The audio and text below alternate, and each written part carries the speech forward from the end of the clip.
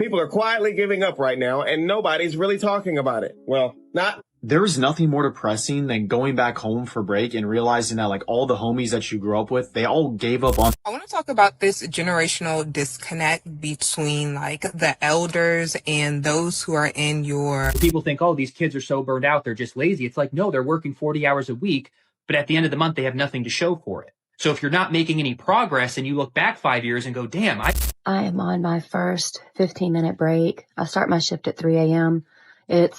I'm like internally crashing out because I'm 26 and I don't know what I want to do with my life. I don't know where I want. My therapist told me you could literally be fighting for your life and some people will only notice how you don't show up for them.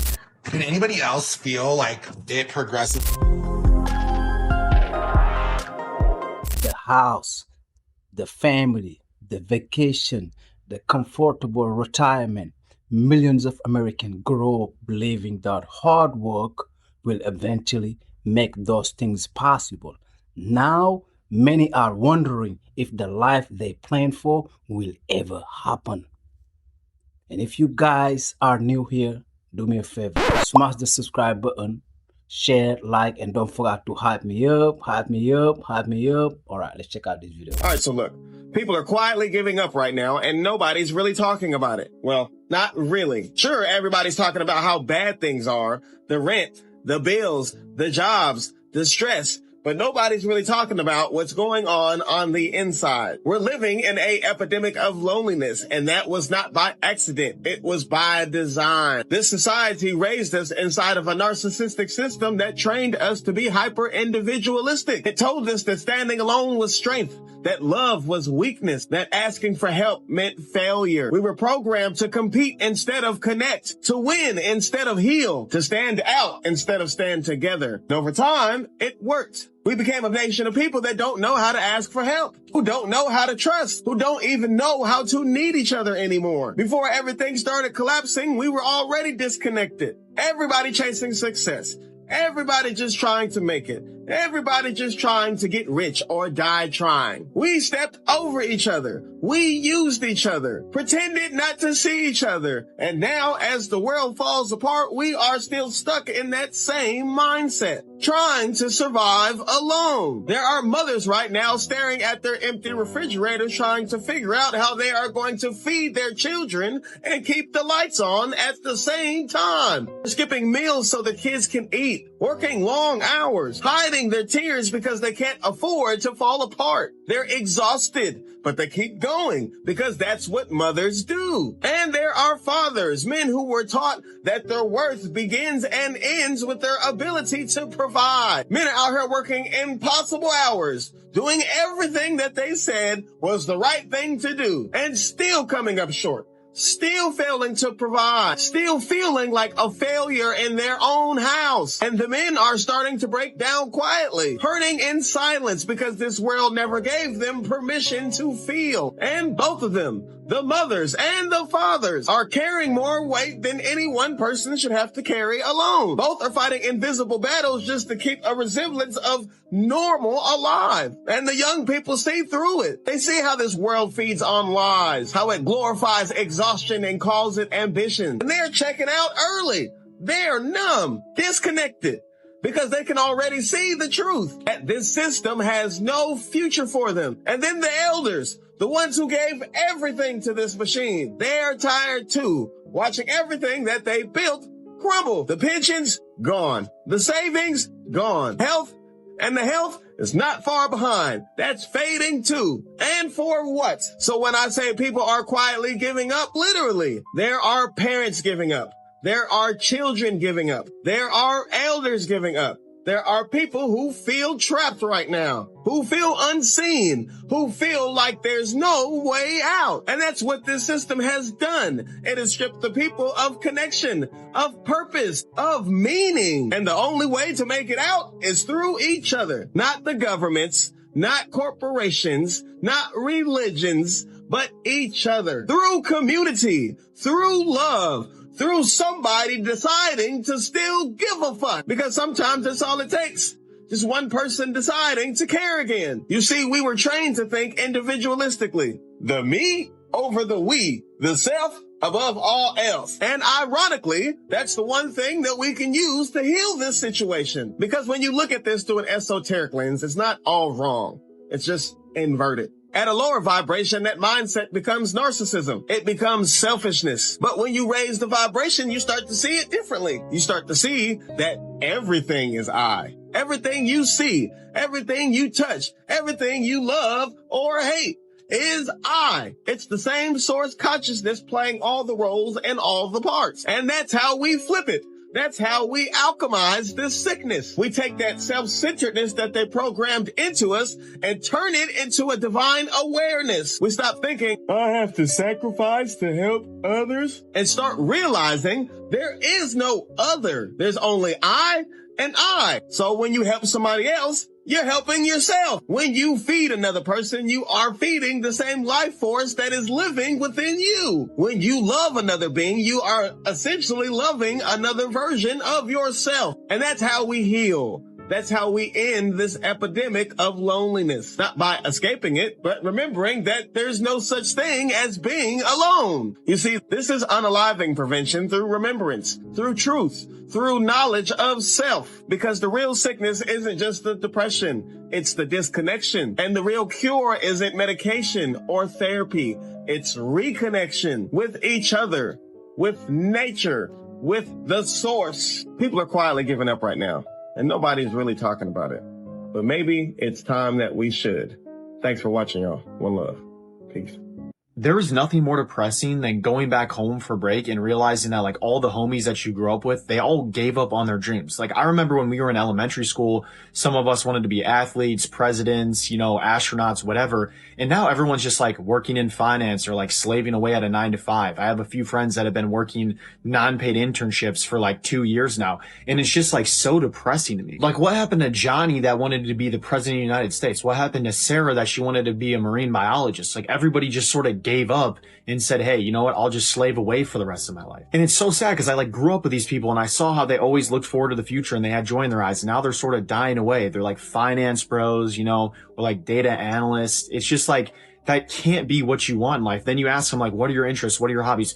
Oh, I like drinking, going out with my gals. It's just like, what? There's no way. Honest to God, I'm not trying to be depressing. I'm not trying to be negative. I'm just facing reality here. It's like everybody just became a worker. Like no one has individual thought anymore. People are just doing what they're told, and it's super depressing. I want to talk about this generational disconnect between like the elders and those who are in your 20s to 30s. I would even add the 40s. I want to have this conversation in dialogue under the umbrella of between 26 to like mid 30s.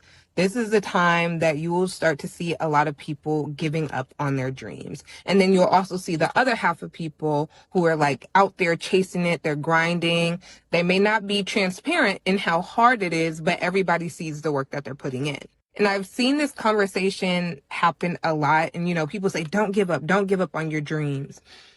A huge piece of that puzzle is also when you are in this space where you're looking for support and the people around you, yes, they love you. And yes, their advice is well intended sometimes. Most of the time, I will give them the grace and say most of the time. A lot of them had their children in their mid 20s or early 20s or late 20s. And so this conversation of like not giving up on your dreams, there may be a generational disconnect there because some of them, most of them did give up on their dreams in the trade-off of parenthood. And that's the part of the conversation that needs to be had. And I think people need to understand from both sides of the fence, right? As someone who is currently in their mid-20s, in that in-between phase, right? I'm in school, I'm working full-time, I'm chasing my dreams, I'm putting in all of the hard, intensive work. And a lot of times it does feel like, damn, where is the fruits of my labor? And when I have conversations with my elders, a lot of them had their children, whether it was younger than me or at the current stage that I'm in. And also a lot of my elders say, Khadija, I never experienced what you went through. It was completely different when I was your age, so I don't know what advice to give. And so I think that's where everybody needs to extend grace to themselves. Now, of course, we all know that things like you need to put yourself in the right rooms and the right circles and blah, blah, blah, blah, blah. But all of that is also coming from a transactional perspective in which you show up in these rooms and you're just hoping to leave with a deal. You know, you're networking to leave with a deal. You're not networking to meet people. You're not networking with community in mind.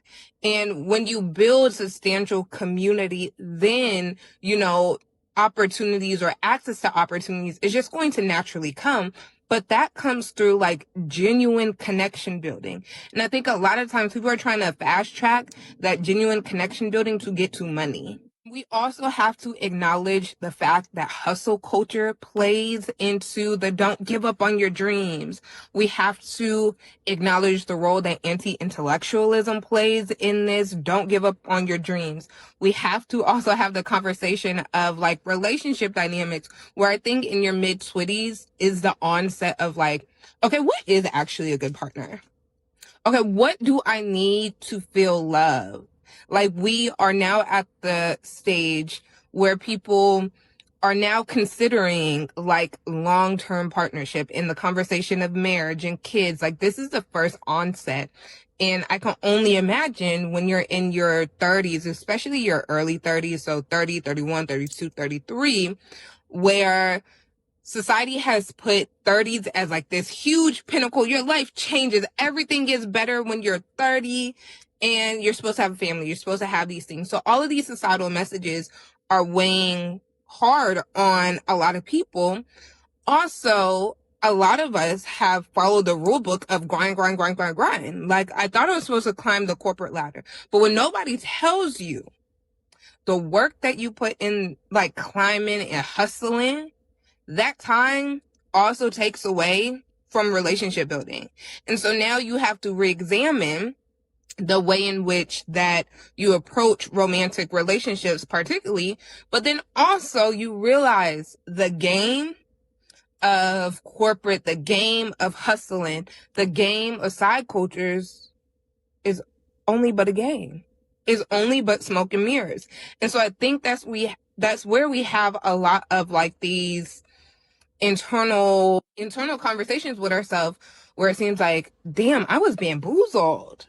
I did everything that society told me to do. I got the degrees. I got the corporate job. I made the money. I went on the trips. I did the networking, and I still feel empty. And I think that's the conversation and the intersectionality in which we should be approaching these conversations as well. It's deeper than you're going to see some people like just settle. It's deeper than, you know, some people just go around this curve and you see them make their dreams and you see them hustling. There are so many different intersections to this conversation that needs to be had out loud and had transparently and honestly, and in a space that's like where we can learn from one another. And as someone that is a love scholar, that is coming. I promise you, it's coming. I got something for y'all. We played by all the rules, went to college, followed the traditional path, and we ended up with nothing to show for it. I'm starting to see homeless people coming into my gym just to use the AC and the showers. It is getting more and more desperate out there. And we just keep marching forward like there's not a cliff at the end of all of this. I was out last weekend talking to someone who owns their own business, and he was like, it's really bad right now. And I said, thank you for saying that, because I don't think enough people want to admit that they're having a hard time. If you've been working the last few decades, went to school, got your education, you deserve to have something to show for it. You deserve a decent place without having to share the rent with 12 roommates. And we need to start saying this shit out loud. People don't even want to be rich. They just want to be comfortable. And we're not going to apologize for wanting more for ourselves at this stage in life. When you've worked for half your life and you're still being told that you have to sacrifice or not be able to go on a vacation or just buy yourself a little something that makes you happy, fuck you. We played by your rule book and we still got screwed. We want to live right now. We don't want to save it all just for a couple of good years before we get sick and die. It's not a quality of life. We are rejecting that culture. I am not a victim. I refuse to be a victim. I started a successful business 7 years ago, and I'm in the middle of starting a new one because it's the only way to survive. Less and less people are buying into the American dream. We don't even want it anymore. And that's if you still believe it exists. It's a rigged game of Monopoly. And the only way to win at this point is to flip the board. People think, oh, these kids are so burned out, they're just lazy. It's like, no, they're working 40 hours a week, but at the end of the month, they have nothing to show for it. So if you're not making any progress and you look back 5 years and go, damn, I made $300,000 in the last 5 years, or I made $400,000 in the last 5 years, and I have nothing. If anything, I have $25,000 in debt. That's going to create burnout because you feel like you just put in 5 years of work and have nothing to show for it. And we still have people blaming them that, well, the reason you're broke is because of the coffee. It's like, no, it's the 25% inflation that we've faced that just destroyed people's spending power. It's the 30% increase in rent prices where people are spending 40% of their money on rent. You're still being taxed 20, 25, 30%. People just don't have any money. People aren't having kids. They're not being able to start families. People are struggling financially, fighting financially. Relationships are suffering. This is all decline in living standards. You realize millennials with degrees are living with roommates into their 30s, not having kids? How do you have a Thanksgiving in a 900 square foot apartment? How do you have a dog and go play in the backyard and make memories with your kids? I was living in an apartment complex just 2.5 years ago. Tons of kids. They may do, but they're all playing on the cement floors in the hallway because they don't have a yard. Because houses are $400,000. Humans are good at adapting, but there's a fine line between adapting and being taken advantage of, and I think we're being taken advantage of. I am on my first 15-minute break. I start my shift at 3 a.m. It's about 4:55 a.m. now, so I'm on my first 15-minute break at work. I work from home in a call center, and let me just say, I feel like I'm just working to survive. Like, the pay that I get barely pays the bills. I'm living paycheck to paycheck. I have to take calls all day long, 5 days a week, 40 hours a week. And while I'm very thankful that I get to work from home, I feel so burnt out. And I feel like I work so hard and I don't get to enjoy anything. I'm burnt out on the weekends. Sunday afternoons, I'm already dreading Monday. The weekdays when I get off work, I just bed rot until I have to get up and cook dinner and do homework with my child and everything else. But the biggest issue for me is that I just feel like no matter how hard I work, I don't get anywhere. I can't put money in a savings because I'm barely paying my bills. The cost of living is ridiculous. Groceries are ridiculous. I'm thankful that I don't have to pay gas every week because I get to work from home. But does anybody else feel that way? Does anybody else just feel complete exhaustion and like you don't get any reward for working hard and you don't get to enjoy any of your paychecks and it's just the same day on wash, rinse, and repeat? Let me know, because I just want to know if I'm the only one feeling this way. Like, am I lazy? Do I just not want to work? Or has working just gotten almost pointless at this point, and the only way to really just barely survive is to work? I basically have given up on life, and I'm talking years, no enjoyment, no goals, just this pit of emptiness. I'm sure people can relate, but I don't want to be like that, right? And don't worry, I don't want to unalive myself. I hate that term because it really diminishes what that actually means. But I've realized that, I don't want to keep going on like this. I used to be so vibrant and had a real thirst for life and just wanted to try things and meet new people and do things, and that all has just completely disappeared. So I'm going back to the basics. I have started going for a walk every single day. I am in Central Park at the moment. You can hear the geese flying overhead. And I've just gone for a walk every day and drinking more water. I've realized that trying to do these drastic changes is just unrealistic when you're at this stage. And so I'm basically just making this video to be I'm celebrating a win, right? 5 walking days in a row. And I do feel better. I wouldn't say I've changed, but I do feel better. And I just hope that I can like keep going, and eventually things will get easier and easier, and then hopefully that like, you know, that thirst for life will come back.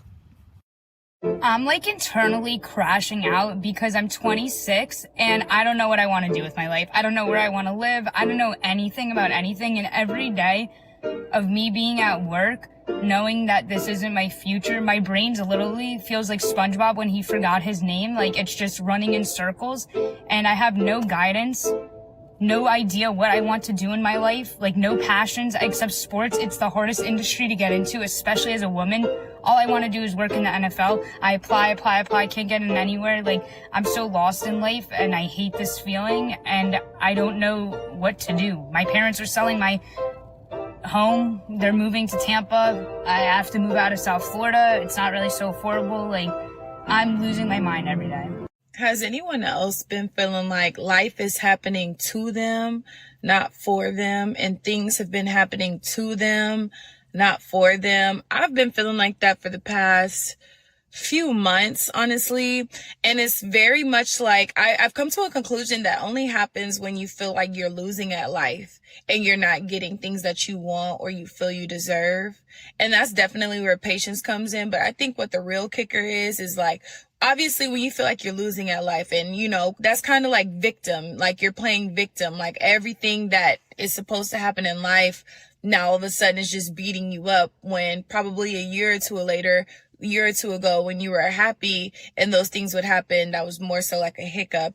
And I feel like victim blaming comes into play where you can't even pick yourself back up. Like I've been feeling like if I'm doing all this and, you know, these bad things are happening to me and I'm not getting the results that I want or deserve, now I have to pour into myself and do the things that I want to do to make me happy. But it's like, I can't even do that. Like, you know, like it doesn't feel fulfilling. It doesn't feel like my cup is getting full. It just feels like that's another thing that I have to do, you know? And I think when we feel like this, for those who, you know, feel like this, like life is happening to them, who the hell wants to go out their way to pick their own selves up when in their hearts they feel like nothing can pick them up? Like it's just, I just gotta wait in this waiting period. So what I just prayed on was just patience. Literally just patience, but the patience that brings happiness, not the patience that brings anxiety. I don't want to get the benefits or see the results that I've been praying for, that I've been begging for. And, you know, in that whole time period, I'm just waiting. I just want it to like go by fast. Like I want to still enjoy my life while still awaiting for whatever positive things are going to happen. So if you're seeing this and you feel like this, pray for patience, but pray for happiness and peace while you're in that waiting period. Peace, love, and applesauce. Bye. Can anybody else feel like it progressively getting worse? Like, I'm not the type to fear monger. Every time I see the videos that are like, guys, things are getting bad and people are getting desperate, I'm just like, you know, things have been pretty bad, but I'm going to give you like a few indicators that things are really bad. So I went into King Soopers today just to get my staples. I usually like will go on Friday. And Friday I went and got like all of my meats, all of my more expensive stuff because I was like, let me just go. I didn't have bags though, so I didn't do all of my grocery shopping. I was like, I'll come back Monday, which is today, and I'll just get like my staples and stuff. So I got all of my meats. So first of all, on Friday when I went, I'm just one person. So typically I like to shop like what the better deal is, right? So I went, and usually like King Soopers has like $5 packs of chicken, $10 packs of like beef, like stew meat. They usually have like salmon on sale for like $8 to $16, and it's like this whole salmon fillet, right? So I went in and literally all of the sale items were wiped out. Like typically there's not a lot left over, but there's some left over. Like, and I've been going in just to grab stuff throughout the week, and that shit's been out. So that's indicator number one. Like, you look and all of the other things are full. Like all of the other more expensive meats are full. So people are not reaching towards those bigger packs anymore, or those packs, even though they still effectively cost the same thing. Like, the upfront cost is too much for people, so they're opting into these sale items, right? So that was one thing. Another thing is, today I went back to get like my staples because I was like, okay, it should be calm. It's Monday. Like, everything should be restocked back up from like Saturday and Sunday. So like I got tomatoes, onions, like a 6-pack of eggs, tortillas, cucumbers, milk, cereal, and then just like frozen vegetables. Cause like I said, I already had like all of my meats and stuff. So like I got like a few frozen vegetables, and then like flour, oil, gravy, pasta, things like that. And I literally went to the register and like I literally paid almost $70 for a little bag of essentials. Just a little bag of essentials. When I tell you that it was like 3 onions, 5 tomatoes, 5 bananas. I splurged on some mangoes. I got a sack of $2 potatoes, like a thing of rice just to have. But I was like, damn, things are getting bad. And then this is the cherry on top. So I went to go get some bread. And like, I'm only one person, so I don't eat a lot of bread. And usually they have like the bread that's about to expire. So I'll get that. Like, what the fuck? Like, why am I going to worry about some bread that is not moldy? It's fine, but it just might not necessarily be in date, right? It's bread, right? So I'm looking. King Soopers has now split their loaves. So instead of you having to pay $2 something for an already store brand bread, they split the loaves and you pay like $1 something. The upfront costs are killing people. And so even the grocery stores are like noticing, like, we have to do something because a lot of people aren't buying our products. If you go in, you'll see that like certain products are full, and then certain products like the essentials are out. People are not buying the unnecessary stuff anymore. People are looking for the best deal. People are looking for the sales. People are looking for staples, things that are gonna keep them full and keep their pantry full, because the upfront costs, we just can't do it anymore. I went to the gas station twice this last week. I went the first time and I filled up, and that was like $60. I filled my tank, and mind you, I work 5 miles from home, and all I do is go to work and come home with the occasional pit stop at other places. And then I went back today because I was already running low, and I put $25 in, and that got me right back to a full tank. So I'm just like, you mean to tell me? And I think I went to the gas station on Thursday last week, and I was already down to under a half a tank.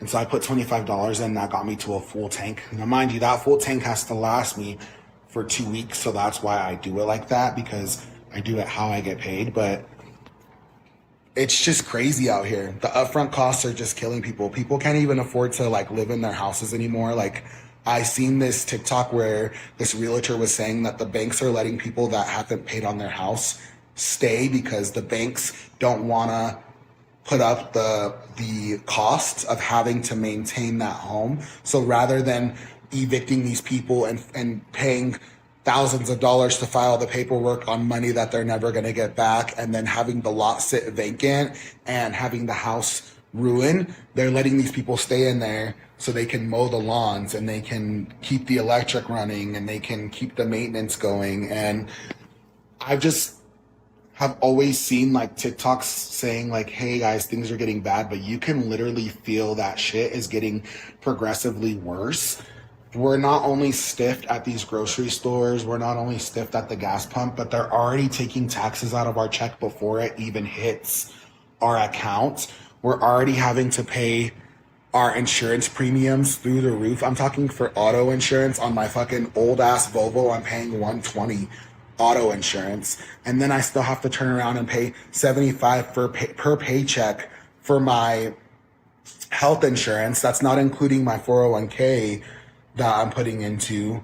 It's just like, at what point do things get better? And it's both administrations, it's both, sides, but it's going to get to a point where people are going to start doing crazy things because it's either that or not feed their family. It's either that or even my dog food. I was looking at my receipt, which it's been a thing. I don't know why. Maybe it's just because I'm making this video. A $5 tax on my dog food because it's dog food. Not to mention the 10 cents that they charge us at the register for bags, but it's just getting crazy, and it's getting to a point where things are going to break. And I'm just feeling like super blessed that I'm still able to keep my head above water. Like, I'm thankful to my mom, because there's sometimes where I have to say, Mom, can I borrow $50 until payday? And I'm not irresponsible, you guys. I don't go out. I don't do anything. I smoke a little bit of weed and I go to school. I'm in college, but that's it. I go to work and I take care of my business. I take care of my dogs. But I don't know. And I'm thankful that I'm not in a living situation where I have to deal with domestic violence, or I have to be in a situation where I don't want to be in order to live comfortably and in order to have a roof over my head. I'm thankful for that, but I can't imagine the people that are still struggling to make ends meet on multiple incomes, or the people that have kids, or the people that live in areas that don't pay well. I just can't imagine. I'm not one to fearmonger, but I seriously am worried about the future. Where do you draw the line between fearmongering and hey people, we need to do something about this? I've been working with teenagers for nearly 25 years. I've never been this concerned about teenagers and young people. And I say that with each passing year, because each year it just gets worse and worse and worse and worse. If you listen to what teachers are saying about students and kids, especially teachers that have been teaching a long time, y'all, it's scary. It's terrifying. Parents turn to me because I'm the expert in this area. And up until recently, I felt very confident in being able to help a lot of these kids and these families and these parents. These kids now, these young people, they are pretty much just giving up entirely on everything. They don't see any hope for a positive future. They don't believe that anything that they ever do is going to make a difference. And they are just completely checking out, in droves. They're just giving up and checking out, period. They don't see any hope for a positive future. And again, you don't have to go very far to hear school teachers and what they have to say about the situation. It's terrifying. This keeps me up at night. We have to do something to help these kids. We got to do something to help these youngsters, because they were dealt a bad hand. They really were. We dealt them a very bad hand. Not intentionally, not on purpose. We didn't have any idea what the internet would do, what social media would end up being, the harm that would cause relationships and mental health. One day we'll be able to see the evil that social media actually is and the detriment that it's had on us. Maybe, I hope. I just truly wish that we would all come together and care about this issue more and give it more attention. Because from where I sit, dude, it's terrifying to think about the future. I'm terrified. I'm not an anxious person. I used to be. I'm not anymore. But again, this one thing, this is what keeps me up, man. This is the one thing that really keeps me up at night. They want you to build them a home and then die at work. I'm going to say that again. They want you to build them a home and then die at work. For a lot of women, they don't think that hard work pays off for men. They don't believe in men enjoying the fruits of their labor. You've seen it perfectly when the woman turned down the doctor because she felt as if he was too content with the lifestyle that he worked hard for and he's too comfortable. And I'm trying to figure out, why is it that men can't reap the benefits of the work that they put in? I'm starting to realize that with the modern woman, they want to put in the minimum amount of effort and get the maximum amount of results, while they want you to put in the maximum amount of effort and give you the minimum amount of results. I just don't understand the logic. And then now you see so many more single parents, so many broken families, so many broken homes. And it's bro, what are we doing? If I'm comfortable with making $100,000 a year, why are you coming into my life trying to make me make $1 million a month? Why? And then what is your why?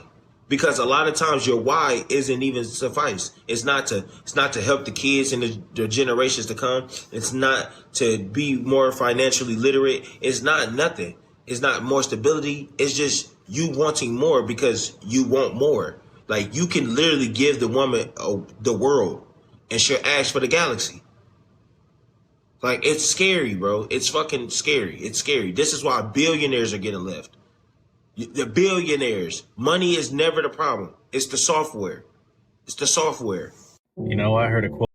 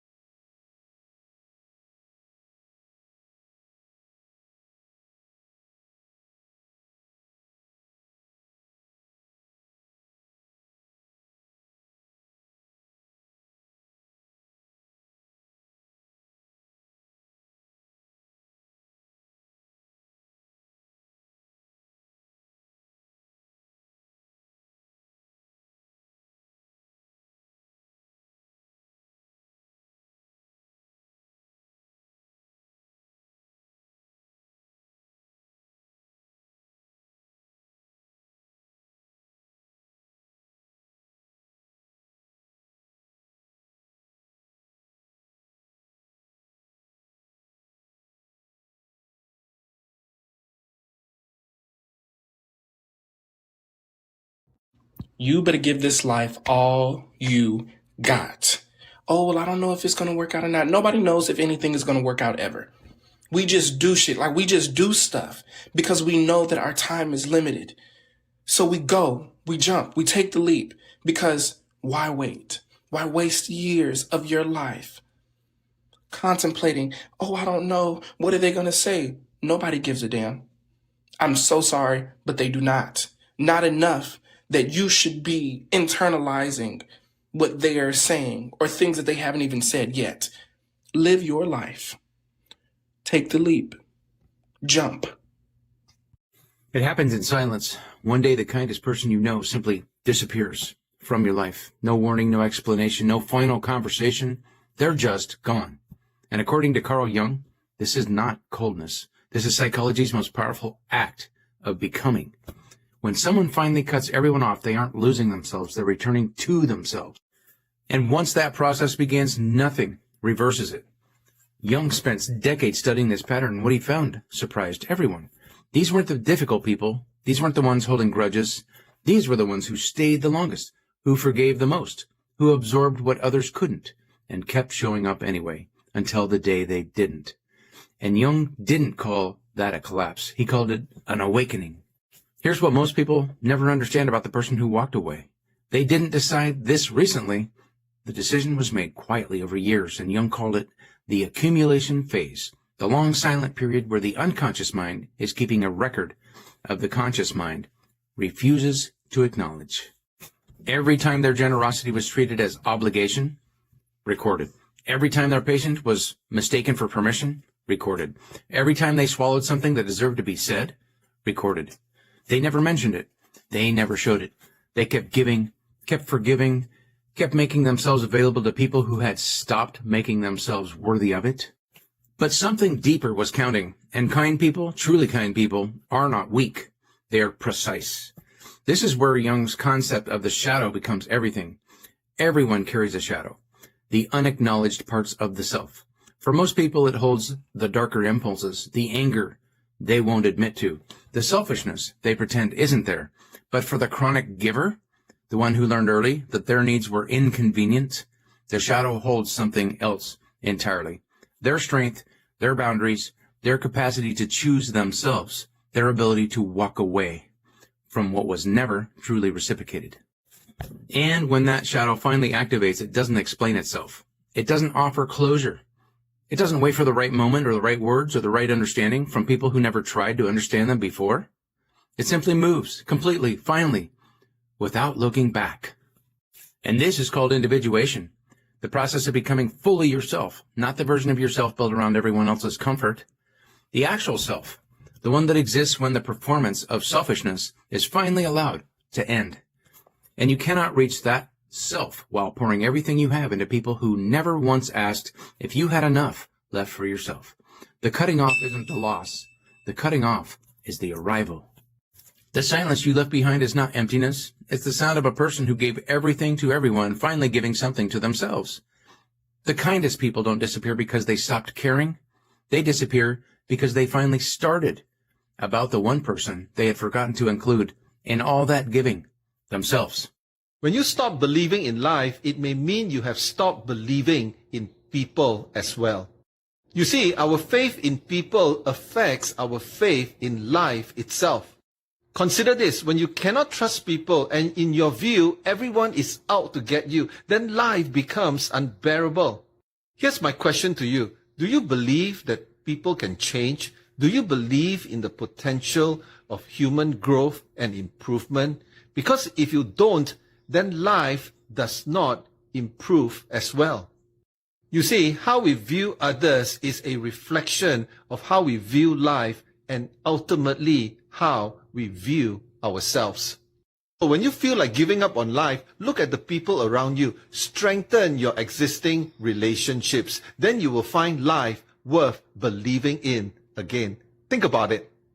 Think about this picture on a weekly basis, and it is a perfect depiction of why so many people do not live the life that they want, why they don't have the relationship they want, the job, the money, their career, anything of that sort, because they give up before they're able to reap what they've been sowing. The impatience, being so caught up in the physical external world that's already dead and gone, and just not letting themselves have trust in the process. And I had a conversation with a client about this earlier today.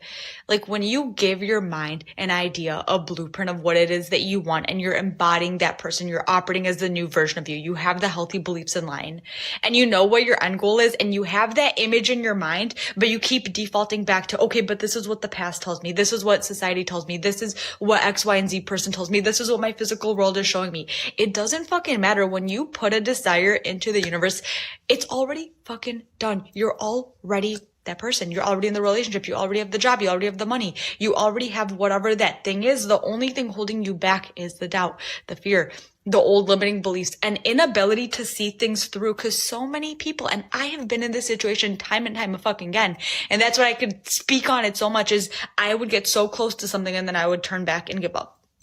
And I've learned my lesson multiple times, and that's why I'm saying that to remind you guys, you don't know what tomorrow holds. You don't know what could happen in an hour, in a fucking week, in a month, but you need to be faithful to the process, faithful to who the fuck you are in your mind's eye.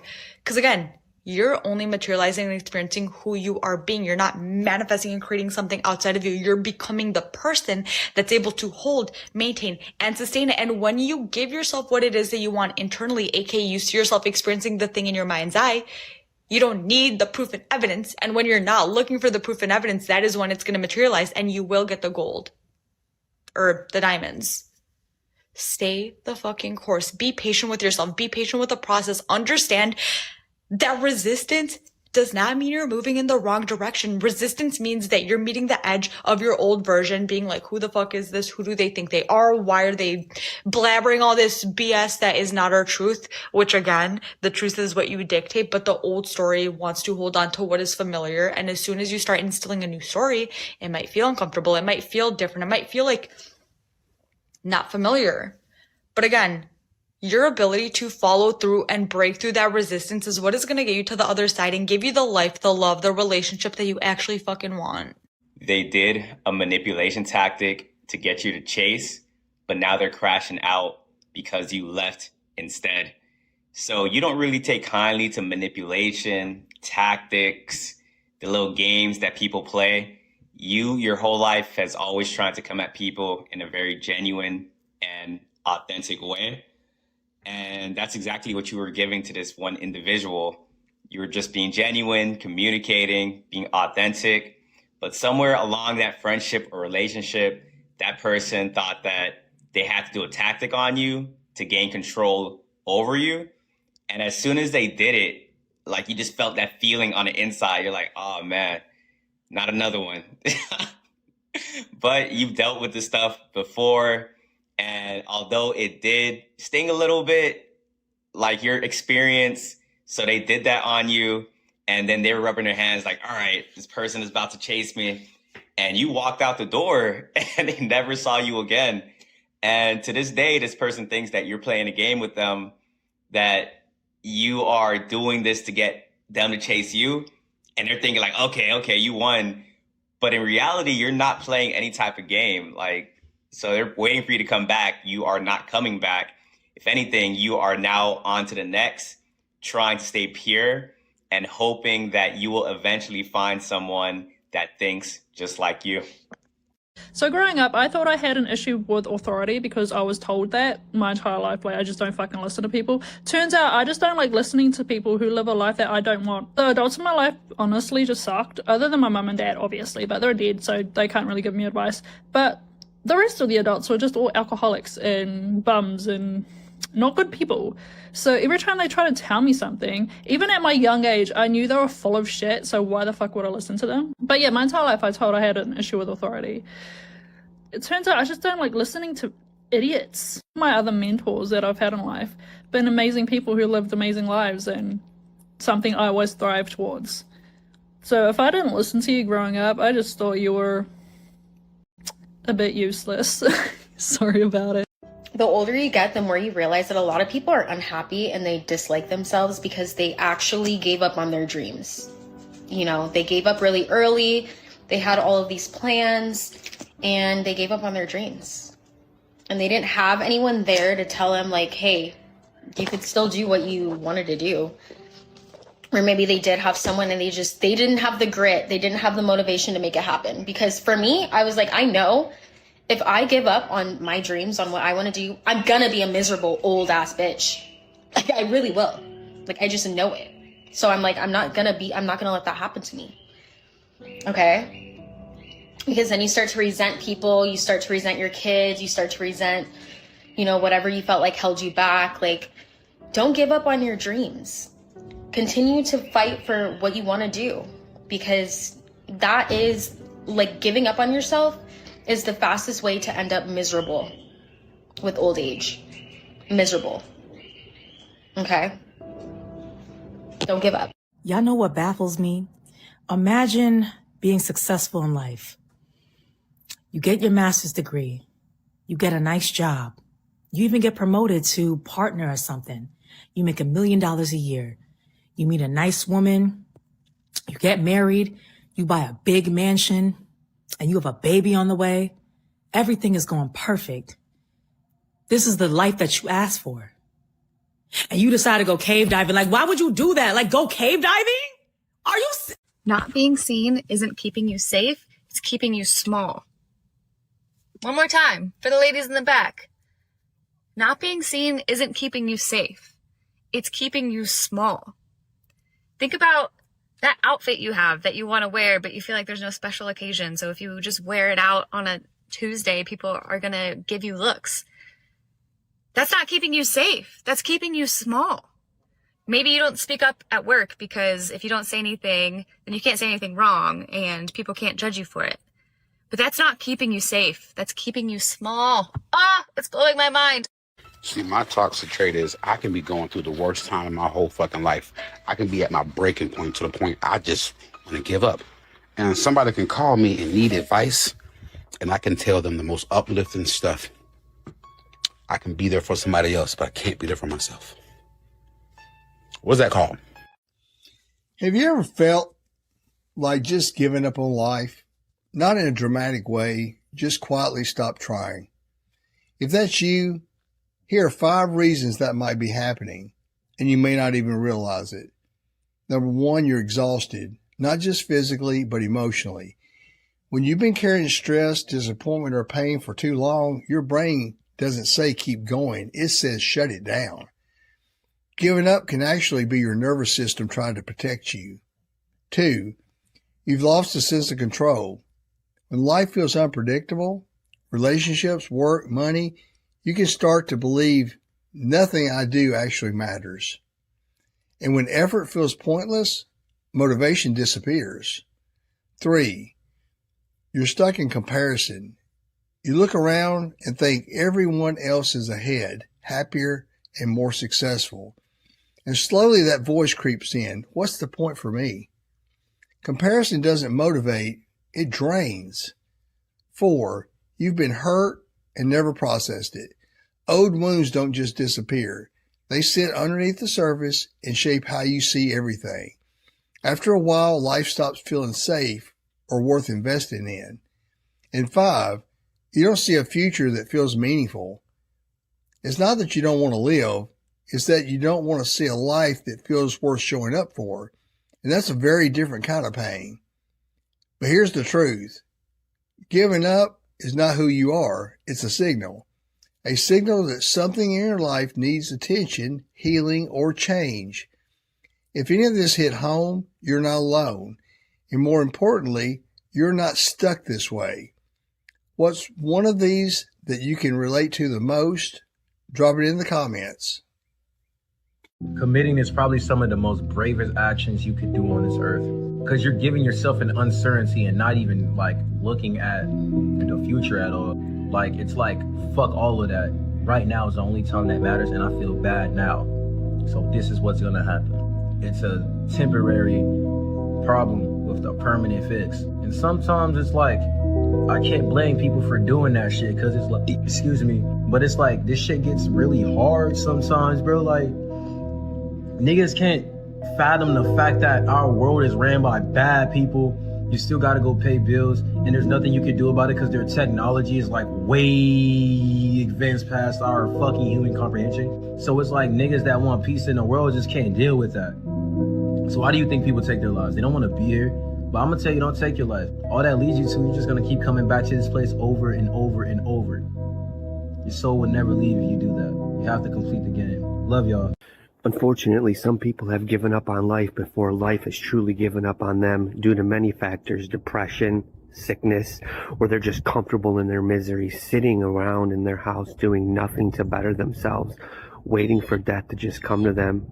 And it's unfortunate and hard to talk about, but the same exact people, you will and you can find the will to live and get out of that depression or whatever you are stuck in. I swear, you can. I genuinely feel so discouraged by TikTok. Like, I don't know if it's because I'm about to start my period, but I just am feeling like I can't do it. Like, I made it to 700 followers. I feel like giving up already. Like, the 1,000 follower mark, like, feels so far away. And I've like lost, like, I don't even know what to post about. I've lost motivation. I feel like it's just not in the cards for me. And this isn't like a sympathy post. It's just like, it is what it is. So I don't really want to do this anymore. I get it now. I don't want to do all of this anymore.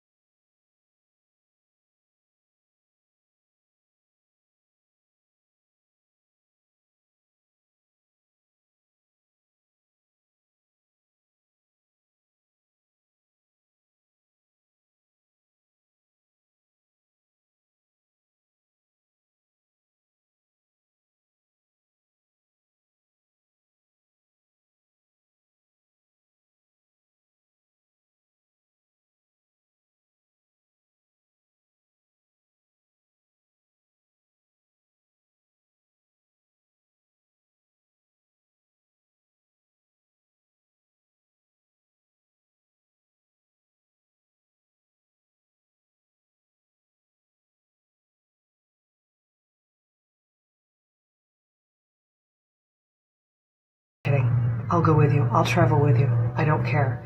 I want to visit places I'm considering living. And I think right now that's at the top of the list. So I'm giving up because this whole life is just a fucking lie. Like, I was told that if I went to school and I got good grades and I got a job and I worked hard and I did the right thing. So deeply deep down in my bones, I felt that exact emotion. I was sitting there in that car, in that moment where she was right then and there. I didn't have a college degree because, college wasn't for me. I barely graduated high school. I worked every single service industry job, every single shitty 9 to 5, making $16 an hour, bagged groceries at Winn-Dixie, and just breaking down and crying, thinking like, this is all my life will ever amount to. And I so wish somebody had told me that there are other options, regardless of having any money to start out, having any formal background or education. The system right now isn't set up for you to succeed working a job. It has literally never been harder to get a job, and it has never been easier to work for yourself. And I found that out the hard way. It took me about 13 years to hit what I now make, which is around $80,000 to $120,000 every single month. And I work, I kid you not, about 10 hours per month. And so since I've been in that exact situation, I've literally been kicked out of my apartment. I've lost my car. I've been more broke than I can count. Like, swipe my card at the grocery store, it declines. I put the food back on the shelves and leave without something to eat broke. And so when I tell you this, I genuinely, truly mean it. Please, for the love of everything, it is time to go out on your own. This is the way the workforce is moving in general because of AI. I know it'll feel scary, okay? I know it'll feel scary. But I promise you, if you get in on it now, if you do it now, you're not going to get forced into it, right? Because we're going to get forced into it regardless. In 2 to 5 years, everybody is going to be forced into some form of AI role. But if you do it now, you get ahead of everybody. You get in on the pioneer phase. This is like the .com boom era moment, okay, for AI right now. The best part about it is that it's an equal playing field because AI is brand new. So there's no 10-year-long expert in AI, right? It's all of us. We're all AI experts, essentially. We've all been using ChatGPT and Claude. It's just not a lot of us, 99.999% of you guys aren't monetizing it. You can literally learn any online service, integrate AI into it, do the work of 5 to 10 people, and make millions of dollars. I have clients, I run their Meta ads, their TikTok ads, and I do their email marketing. I learned all of these 3 services completely, totally online for free. Shout out to YouTube University. Then I integrated AI workflows, ChatGPT, custom GPT. You can use Google, you can use AI. I have clients now alone that pay me $10,000 every single month just to run their Meta ads. One client, one service, 1 month. I integrated AI. So now I barely work, literally 10 hours per month. And this is going to be the entire future of the workforce. All of those teams, departments, people that are getting laid off, they're coming to me now because I'm an AI consultant and I'm offering those same services, except I do the work of 5 to 10 people. They don't have to pay my payroll taxes. They don't have to pay my office overhead. They don't have to pay my 401k. I make an engineer's salary every single month. And so because I know deep down how that feels, being in that car in that moment, breaking down, thinking literally something's got to give, you have options. I promise you. I officially have $0 to my name because I just took out every penny that I've ever saved. And this is on top of the deposit I've already made to buy a house. And wow, down payments are really large and I'm broke now. You see, for so long in my life, I was a people pleaser. I thought that the more I pleased people was the more that they would choose me, the more that they would stay by my side.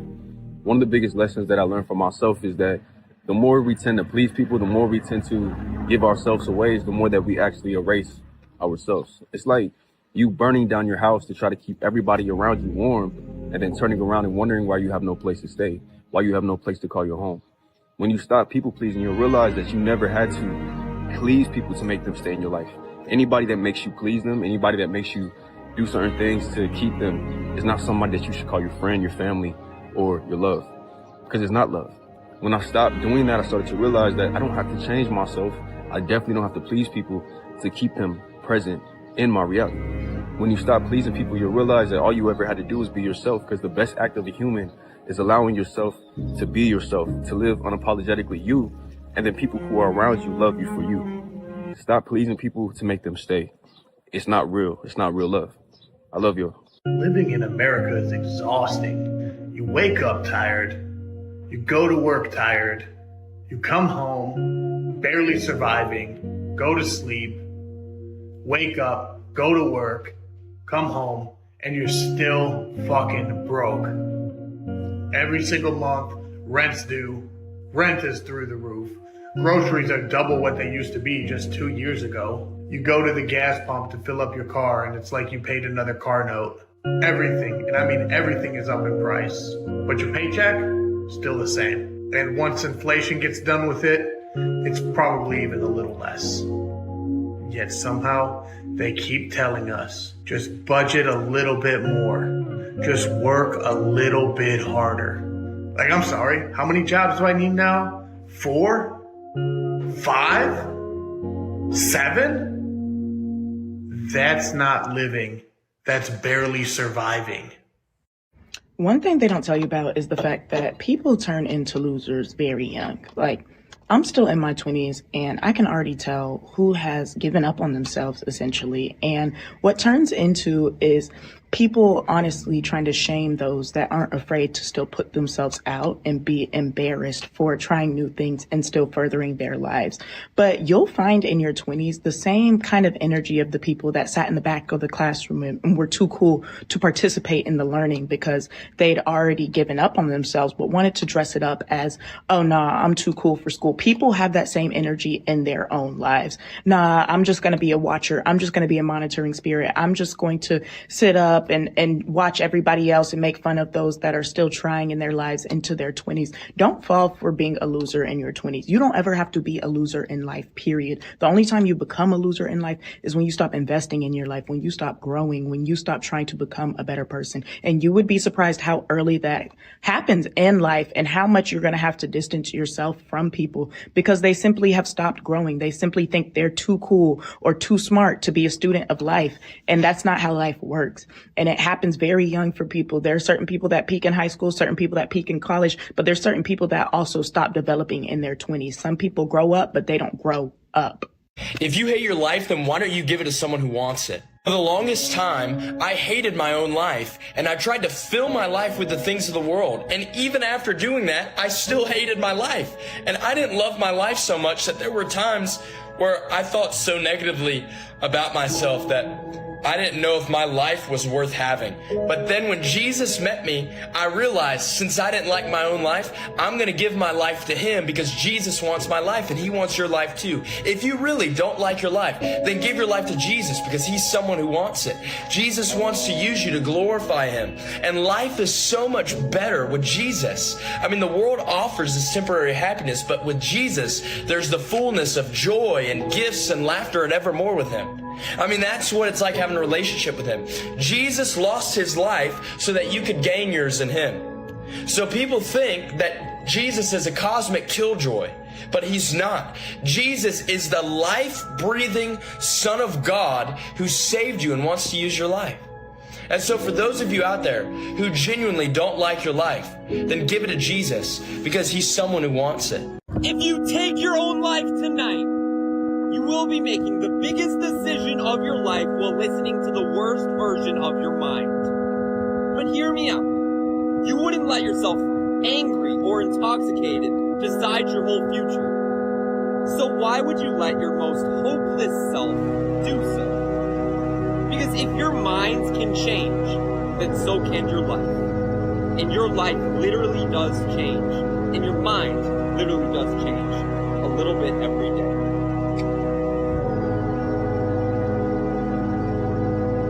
The unhappiest people I've met in my life all have the exact same traits. They're extremely ambitious, but lazy as fuck. They really love the outcome, but hate the work. They love the results, but hate the journey. They could do something amazing, but they choose to give up. You know the thing successful people don't tell you, those who made it from the mud, is that you have to be so intentional about teaching your nervous system to unlearn chaos. Through God's grace, I became the first millionaire in my family from building an online business from scratch. No experience, no followers, just hustle and heart. And no one tells you about the knot in your chest and what feels like constant panic attacks when you finally start living the life you've always envisioned and that you prayed for. Because when your body's only known lack for so long, it's like bracing for the shoe to drop. It's like ready to sabotage something so good, so beautiful. But right now, I'm just grateful for life, for the lives I've impacted, teaching people how to create passive income online and Right now it's 6 a.m. cleaning my house because I'm overwhelmed. And I'm happy and I'm full of love and I'm full of joy and I can't sleep. But no one tells you how hard it is to release that stuck energy that you've carried your whole life, to stop waiting for it all to fall apart. And I just want to say to whoever needs to hear this right now, it's fucking worth it. Even when it's hard to settle into the peace that you pray for, you deserve to keep what you've built. Keep going. And breathe through it.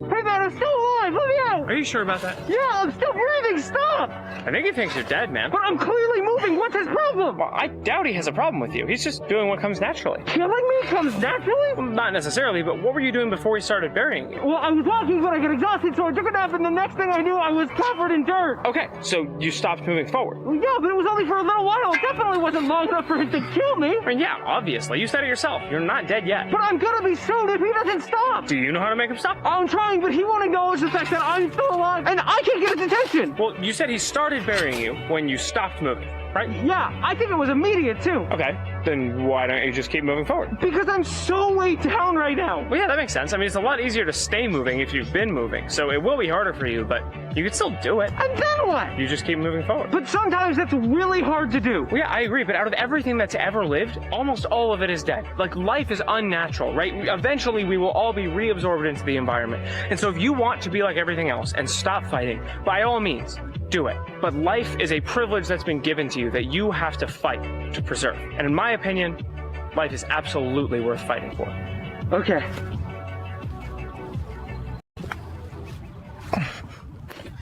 It's always so tragic when you can look into somebody's eyes, damn near their soul, and just see that they've given up on life, bro. Like, especially if it's somebody that you knew before, who you knew they were just so full of life. You know, there was a life of the party. You know, they always was in good spirits or something like that. But then you see them down the road and you see them again, and like you just see, like, bro, their soul is gone. Like, they got dead eyes, and like life be hitting you. I'm not gonna lie. Some things happen to some people, man. I'm not gonna sit here and act like life don't be hitting, but bro, it's just sad to see. Like, you can literally see in somebody's eyes when there's nothing that's there. Like, they're just going through the motions. Like, their ambition, spirit died a while ago, and they're just existing, bro. Like, it's really sad. And to anybody who might be going through that, I hope you get that spark back. But yeah, bro, it's sad to see. Men will criticize women for starting an OF or becoming a stripper. Yet those are the same dudes who join the military. Like, bro, did you even try out life? I'm not one to fearmonger, but like, I seriously am worried about the future. Where do you draw the line between fearmongering and like, hey, people, we need to do something about this? I've been working with teenagers for nearly 25 years. I've never been this concerned about teenagers and young people. And I say that with each passing year, because each year it just gets worse and worse and worse and worse. If you listen to what teachers are saying about students and kids, especially teachers that have been teaching a long time, y'all, it's scary. It's terrifying. Like, parents turn to me because, like, I'm the expert in this area. And up until recently, I felt very confident in being able to help a lot of these kids and these families and these parents. These kids now, these young people, they are pretty much just giving up entirely on everything. They don't see any hope for a positive future. They don't believe that anything that they ever do is going to make a difference. And they are just completely checking out, like in droves. They're just giving up and checking out, period. They don't see any hope for a positive future. And again, you don't have to go very far to hear school teachers and what they have to say about the situation. It's terrifying. Like, this keeps me up at night. We have to do something to help these kids. We got to do something to help these youngsters, because they were dealt a bad hand. They really were. We dealt them a very bad hand. Not intentionally, not on purpose. We didn't have any idea what the internet would do, what social media would end up being, the harm that would cause relationships and mental health. One day we'll be able to see the evil that social media actually is and the detriment that it's had on us. Maybe, I hope. I just truly wish that we would all come together and care about this issue more and give it more attention. Because from where I sit, Dude, it's terrifying to think about the future. I'm terrified. I'm not an anxious person. I used to be. I'm not anymore. But again, this one thing, this is what keeps me up, man. This is the one thing that really keeps me up at night. Has anyone else been feeling like life is happening to them, not for them, and things have been happening to them, not for them? I've been feeling like that for the past few months, honestly. And it's very much like I've come to a conclusion that only happens when you feel like you're losing at life and you're not getting things that you want or you feel you deserve. And that's definitely where patience comes in. But I think what the real kicker is like, obviously when you feel like you're losing at life, and you know, that's kind of like victim, like you're playing victim, like everything that is supposed to happen in life now all of a sudden is just beating you up, when probably a year or two ago when you were happy and those things would happen, that was more so like a hiccup.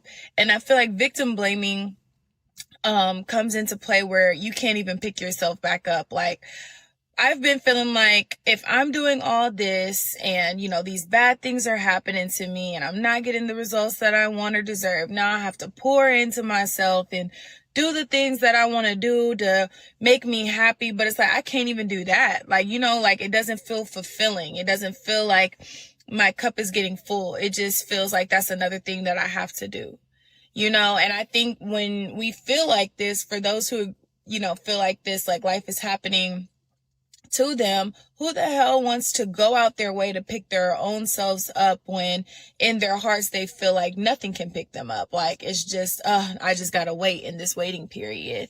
So what I just prayed on was just patience. Literally just patience, but the patience that brings happiness, not the patience that brings anxiety. I don't want to get the benefits or see the results that I've been praying for, that I've been begging for. And, you know, in that whole time period, I'm just waiting. I just want it to like go by fast. Like, I want to still enjoy my life while still awaiting for whatever positive things are going to happen. So if you're seeing this and you feel like this, pray for patience, but pray for happiness and peace while you're in that waiting period. Peace, love, and applesauce. Bye. My therapist told me you could literally be fighting for your life and some people will only notice how you don't show up for them. And honestly, that sentence changed the way I look at relationships. Because sometimes you're carrying things no one knows about. You're trying to get through the day. You're healing from things you haven't even found the words to explain yet. But the moment you fall short, some people don't ask, are you okay? They ask, why weren't you there for me? And that's a painful realization, because it shows you that some people were more attached to what you provided than who you were. They loved your availability, your support, your energy, your ability to always show up. But they didn't always notice the moments you were quietly running on empty. But you could be a good person and still have seasons where you don't have much to give. You can love people deeply and still need time to pour into yourself. Your own survival has to come first. The people who truly love you won't only appreciate what you do for them. They'll care about what you're going through when you have nothing left to offer. So remember this, your worth isn't measured by how useful you are to other people. You're allowed to have hard days. You're allowed to need support. You're allowed to choose yourself when you're trying to find your way back. Because the right people won't only love the version of you that gives, they'll also love the version of you that needs.